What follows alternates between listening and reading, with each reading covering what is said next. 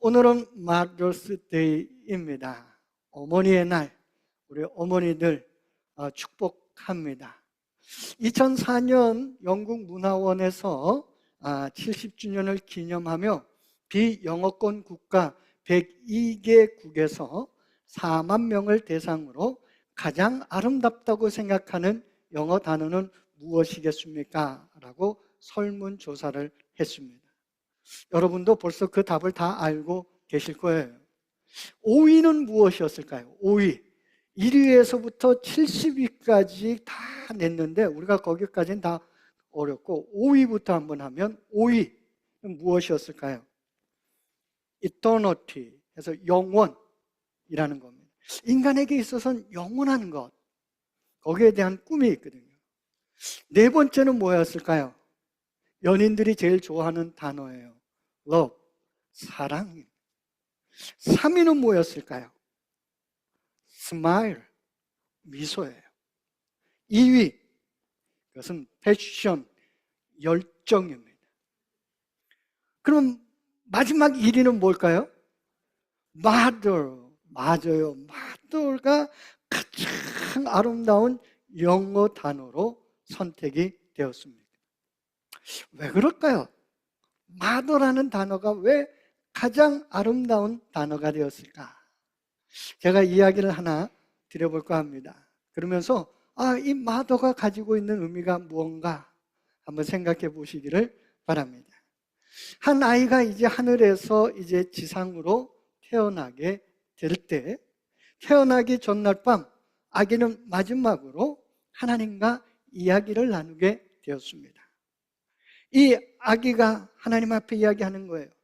하나님께서 저를 내일 지상으로 보내실 거라는 얘기를 들었습니다. 이렇게 작고 무능력한 아기로 태어나서 제가 어떻게 살아갈 수가 있겠습니까? 이렇게 하나님한테 질문을 했어요.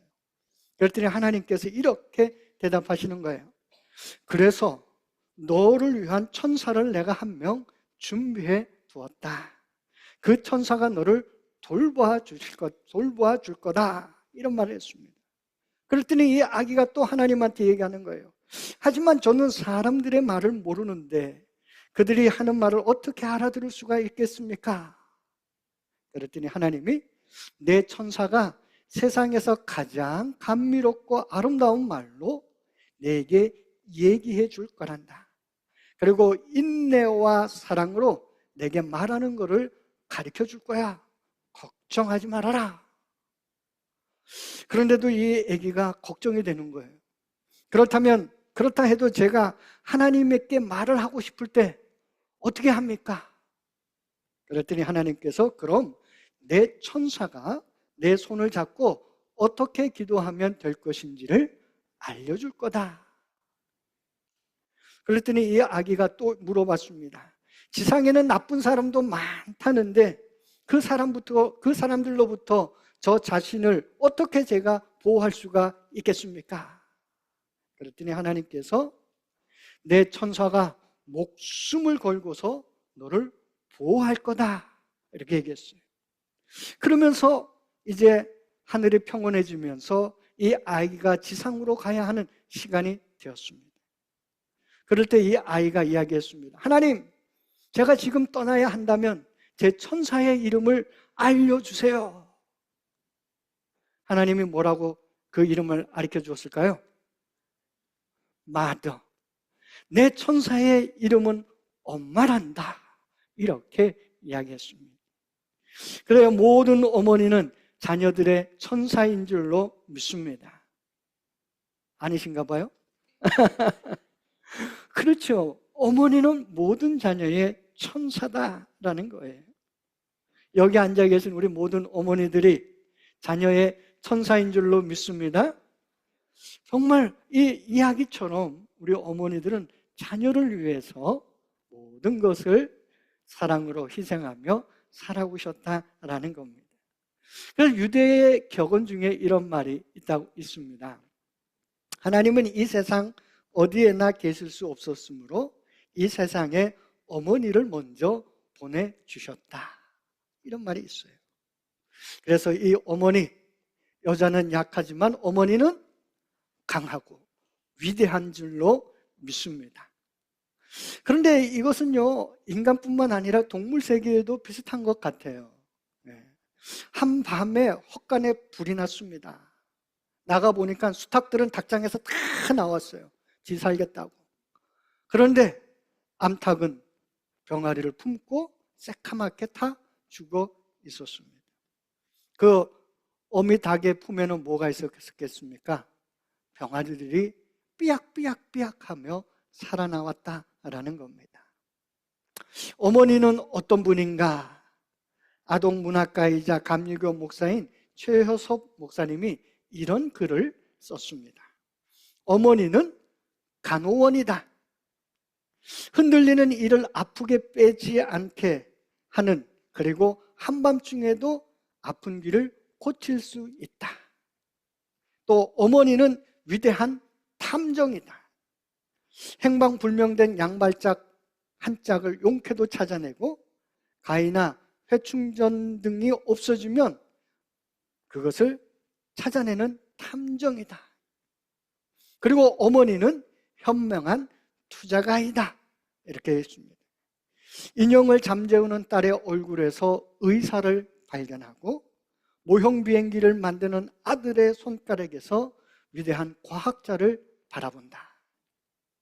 어머니는 눈치면에서 천재다. 어머니가 칭찬하는 남자아이는 딸의 보이프렌드다. 전화벨 소리만으로도 그것이 아들의 걸프렌드라는 것을 안다. 어머니는 고향이다. 성공해도 실패해도 그 마음은 어머니께 돌아간다. 고향이 주는 그리움과 평화와 안식이 모두 어머니에게 있다. 어머니는 아이의 하나님이다. 아이가 이 우주 속에서 어머니만큼 믿고 기댈 수 있는 존재는 없다. 어머니는 눈앞에 안 보여도 어디 있는지 알고 말을 안 해도 무슨 말을 하는지 안다. 이렇게 이야기했습니다. 그래요. 어머니는 고향이고, 어머니는 현명한 투자가이고, 어머니는 위대한 탐험가이고, 어머니는 간호원이고, 어머니는 아이의 하나님이다 하는 겁니다. 바로 우리 어머니들의 모습이 그런 모습이다 하는 것입니다. 이런 어머니에게 효를 다하는 것, 그것은 우리 믿음의 사람들에게 있어 하나님의 명령 이전에 인간된 도리다 라고 말씀드릴 수가 있습니다. 하나님은 인간된 도리를 잘 감당하기를 우리에게 원하셨습니다. 그런데 인간된 도리를 다하지 못하는 자녀들은 고통을 당할 것이다, 벌을 받을 것이다, 이렇게 말씀했습니다. 잠언 30장 17절을 보면요, 이런 말씀이 있습니다. 잠언 30장 17절에 아비를 조롱하며 어미 순종하기를 싫어하는 자의 눈은 골짜기에 까마귀에게 쪼이고 독수리 새끼에게 먹히리라. 더 두려운 말씀은 출애굽기 21장 17절이에요. 자기의 아버지나 어머니를 저주하는 자는 반드시 죽일지니라. 그런데 효를 행하는 자에게는 축복의 말씀을 하셨습니다. 신명기 5장 16절을 보니까 내 부모를 공경하라. 그리하면 내 하나님 여호와가 내게 준 땅에서 내 생명이 길고 복을 누리리라. 그리고 오늘 우리가 읽은 말씀 에베소서 6장 1절부터 3절까지의 말씀을 보니까 이렇게 되어 있습니다. 자녀들아, 주 안에서 너희 부모에게 순종하라. 이것이 옳으니라. 내 아버지와 어머니를 공경하라. 이것은 약속이 있는 첫 계명이니 이로써 내가 잘되고 땅에서 장수하리라. 이로써 내가 잘되고 복을 받고 라는 그런 의미가 들어 있습니다. 오늘 이런 말씀들 단지 부모님을 잘 모시라는 도덕적 교훈을 넘어 있는 말씀입니다. 하나님의 자녀들이 하나님 안에서 주의 뜻대로 살아가는 것, 그 경건한 생활의 가장 밑바탕이 바로 부모를 공경하는 데서부터 시작한다 하는 그런 말씀이고요. 바로 이 하나님의 말씀은 도덕적이고 윤리적인 면 분명히 있지만 그것을 넘어서는 것이 있는데, 그것은 이 말씀을 우리가 지키고 행하며 나감으로 하나님과 그 관계를 올바로 맺어갈 수 있다 하는 것입니다. 그래서 이것이 도덕적인 면만, 윤리적인 면만 봐서는 아니 됩니다. 이 말씀이 하나님과 나와의 관계 또한 있음을 함께 바라볼 수 있는 그런 사람이 바로 우리 크리스찬이 되어야 할 줄로 믿습니다. 부모의 효하는 것, 그것은 하나님과의 관계도 나에게 미친다 하는 것입니다.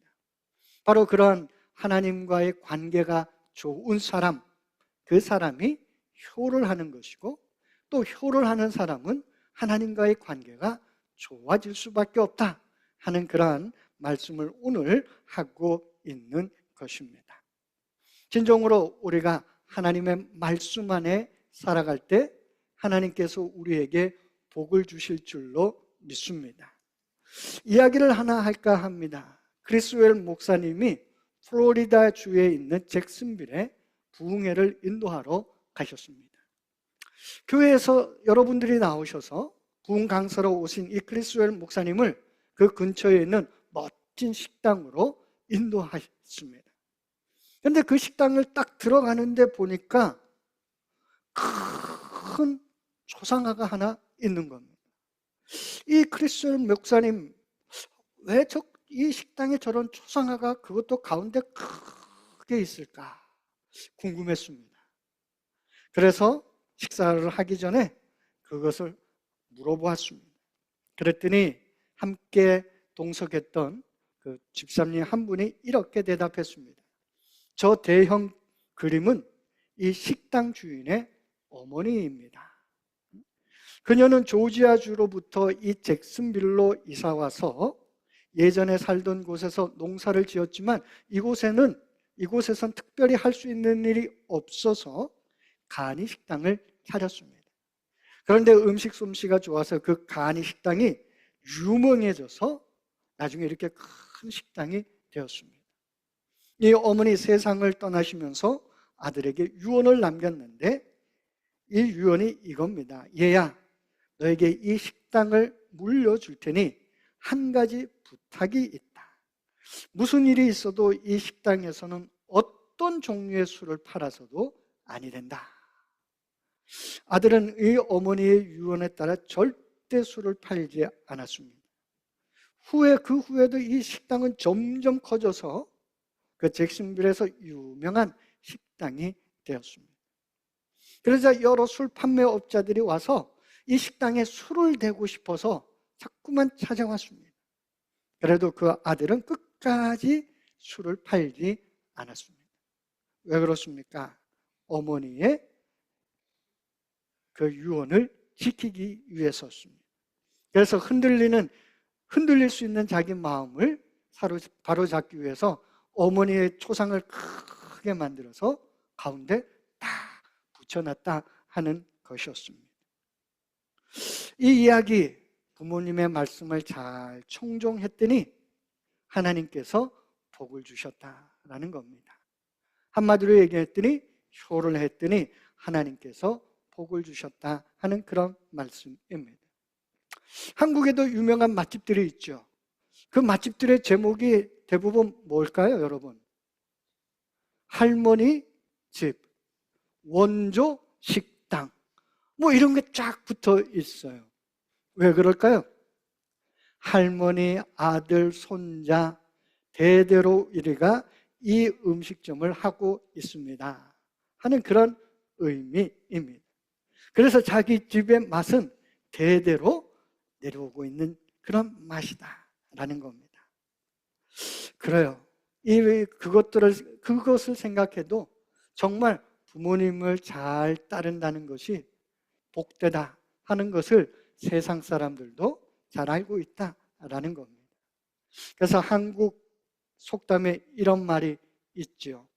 부모님 말씀을 잘 들으면 자다가도 뭐가 생겨요? 떡이 생긴다라는 말이 있어요. 부모님의 말씀을 잘 들으면 자다가도 떡이 생긴다. 이게 한국 속담이에요. 그런데 이걸 오늘 말씀으로 하면 뭐겠습니까? 에베소서에 있는 말씀이에요. 내 아버지와 어머니를 공경하라. 이것은 약속이 있는 첫 계명이니 이로써 내가 잘되고 복을 받고 땅에서 장수하리라. 그렇습니다. 이 효가 그런 것이 있다라는 겁니다. 그런데 오늘 말씀에는 또 한 구절이 더 있어요. 그것은 부모에게 하는 말씀입니다. 4절 말씀 이렇게 읽어보니까 또 아비들아 너희 자녀를 노엽게 하지 말고 오직 주의 교훈과 훈계로 양육하라. 이런 말씀이 있습니다. 그 부모에게 부탁하는, 아니 부탁이 아니라 명령하는 하나님의 말씀입니다. 그 당시 사회 문화적 배경은 어떻습니까? 자녀는 소유물이에요. 그래서 자녀는 팔 수도 있는 겁니다. 그게 1900년대까지 그랬습니다. 아버지가 노름빛 지고 나면 딸을 어떻게 해요? 팔았어요. 우리나라 대한민국에서도 그런 일이 있었습니다. 소유물이었던 거예요. 그런데 성경에서 하나님은 그러한 역사적 배경에서 아비들아 너희 자녀를 노엽게 하지 말고 오직 주의 교훈과 훈계로 양육하라. 이렇게 말씀하셨습니다. 한마디로 문화, 그 사회적 분위기, 그 모든 것을 뛰어넘는 그 말씀을 주신 줄로 믿습니다. 바로 자녀들을 노엽게 하지 말라. 그 문화와 역사적 배경에서 이 말씀이 갖는 건 엄청난 획기적인 그런 말씀이에요. 혁명적인 말씀이었다라는 겁니다. 어쩌면 오늘 우리들의 세대에는 그래 맞아 이렇게 할 수 있습니다. 그러나 그 당시에는 그렇지 않았다라는 거예요. 이 말씀은 획기적인 말씀이었다라는 겁니다. 한마디로 얘기하면 부모는 자녀를 분노케 하는 태도나 말이나 행동을 피해야 한다라는 겁니다. 그래서 자녀들에게 너무 무리한 것을 요구해서는 아니 되고 자녀들의 관점에서 자녀들의 눈높이에서 생각하고 이해해서 자녀의 실제적인 행복에 관심을 가져야 된다는 겁니다. 어쩌면 우리에게는 가장 기본적인 그런 거였지만 옛날에는 그렇지 않았어요. 성경에 쓰여질 때만 해도 자녀들의 행복에 부모가 그렇게 관심을 가지지 않았습니다. 그런데 하나님은 바로 거기에 관심을 가지시고 부모에게 말씀하신 겁니다. 그리고 또 주의 교훈과 훈계로 양육하라 이렇게 말씀하고 있습니다. 왜 그렇습니까? 인생에 있어서 가장 중요한 게 뭐냐? 하나님과의 관계라는 겁니다. 하나님과의 관계가 올바라야 그 삶이 복된 삶이 되고 행복한 삶이 된다는 겁니다. 그래서 자녀들에게 가르쳐야 할 첫 번째가 무엇이냐? 주의 교훈과 훈계다라는 겁니다. 주님의 말씀 안에서 자라나는 이들, 그들은 하나님과의 바른 관계로 살아간다면 부모에게 효할 것이고 이웃을 사랑할 것이고 그러함으로 인하여 하나님에게 복을 받는 자녀가 될 거다라는 겁니다. 그래서 4절의 말씀을 주셨습니다. 오늘 우리 말씀 부모와 자식 간에 행복하게 사는 그것을 우리에게 가르쳐 주셨습니다. 정말 우리 가정이 행복한 가정 되기를 축원합니다. 그 행복은 인생의 행복은 어디서부터 시작될까요? 가정에서 시작됩니다. 가정이 평온할 때, 가정이 행복할 때 아이들은 자녀들은 어디를 나가든지 괜찮아요. 무슨 일이 있어도 가정에 돌아와서 치유받고 새 힘을 얻고 세상으로 나갈 수 있습니다. 그러나 가정이 불행하면 우리 자녀들이 머물 곳이 없습니다. 집에 와도 사회에 나가도 똑같아요. 우리가 정말 하나님의 말씀을 하나님과 바른 관계에 있을 때 우리가 행복한 가정을 이루게 되는 줄로 믿습니다. 오늘 말씀은 단지 효하고 부모를 공경하고 자녀를 잘 교육하라 그 말이 아니라 그렇게 할 때 우리의 가정이 평화가 있고 행복한 가정이 된다라는 그런 말씀입니다. 우리가 그런 가정들 만들어 가기를 소원합니다. 그게 하나님께서 만드신 법칙이다 하는 겁니다. 바로 이런 법칙 안에 살아가는, 그래서 행복한 삶을 살아가는 우리 모두가 되기를 축원합니다. 이 시간 우리 함께 우리 어머니를 주신 우리 하나님을 생각하고 어머니를 생각하고 묵상하며 함께 공동기도 하도록 하겠습니다.